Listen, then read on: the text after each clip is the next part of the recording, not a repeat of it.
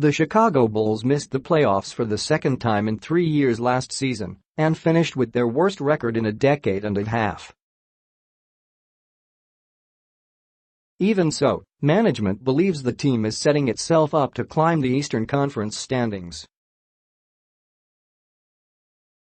"You're not going to hear General Manager Gar Forman or I talk about wins or anything like that," Executive Vice President of Basketball Operations John Paxson said.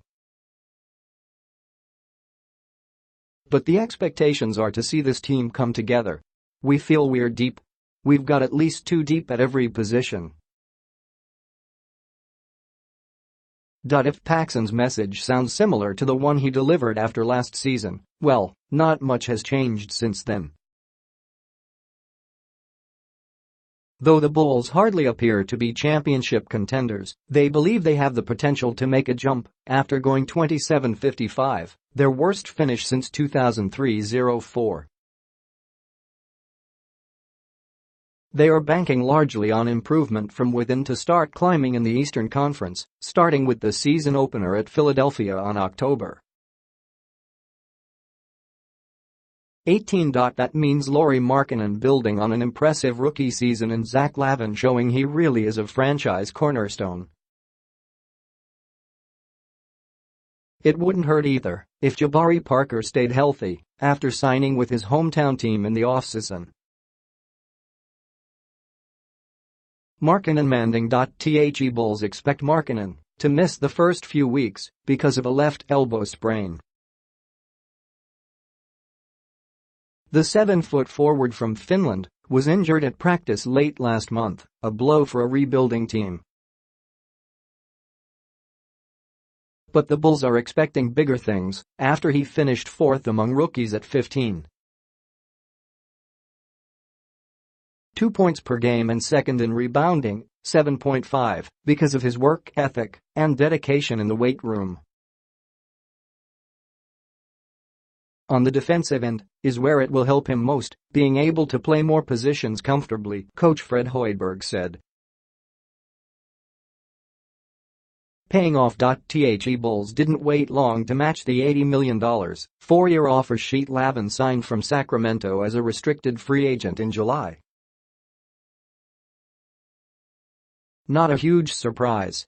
After all, the Bulls didn't get LaVine, along with Chris Dunn and the rights to Markkanen, in the 2017 draft night trade with Minnesota for Jimmy Butler, only to let him go after 1 season. Now, it's time for the payoff from the 2-time slam dunk champion. LaVine missed the first 42 games while recovering from a torn anterior cruciate ligament in his left knee and sat out the final 14 because of tendinitis in the same knee. He struggled to find his rhythm in between, averaging 16.7 points on about 38% shooting in 24 games.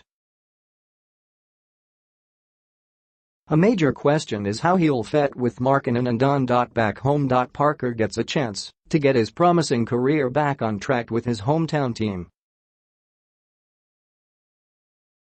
The son of a former NBA player, Parker averaged 15.3 points and 5.5 rebounds in 4 seasons with Milwaukee. He also tore the ACL in his left knee twice. Parker might be a bit of an odd fit, since he figures to play more at small forward than power forward once Markkanen returns. But it's a low-risk deal with the Bulls holding an option on that second year. Parker started at Chicago's Simeon Career Academy, the same school where former No. 1 draft pick and Bulls MVP Derrick Rose played, before going on to Duke and the Bucks. Pitching in. The Bulls drafted Wendell Carter Jr. with the number 7 overall pick.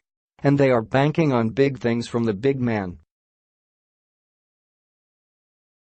The 6'10" Carter averaged 13.5 points and 9.1 rebounds as a freshman at Duke last season, while helping the Blue Devils advance to the Elite Eight. With his ability to hit from the outside and score down low, the Bulls see him as a strong complement to Markkanen. on the bench. Højbjerg comes into his fourth season with a 110-136 record and a roster more suited to his pace and space style. That's something he didn't have early in his tenure. It's also something that's changed the past two off-seasons. And a younger roster is a better fit for Højbjerg, who had no experience as an NBA head coach when he was hired away from Iowa State in 2015.